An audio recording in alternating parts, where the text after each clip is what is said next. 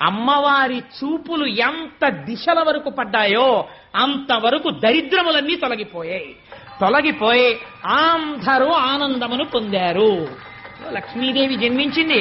ఆనాడు పాలసముద్రం దగ్గర ఉత్సవం జరిగినట్టు జరుగుతోంది. నేను ఇక్కడ నమ్మి ఒక మాట చెప్తున్నాను.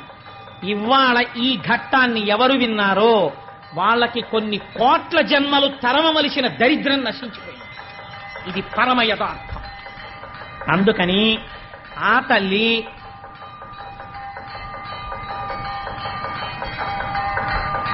ఒక్కసారి మీ అందరూ కూడా మానసికంగా అదిగో అక్కడ ఆ నీరాజనాన్ని తీసుకోండి, ఒక్కసారి అది కళ్ళకద్దుకుని నమస్కారం చేసుకోండి.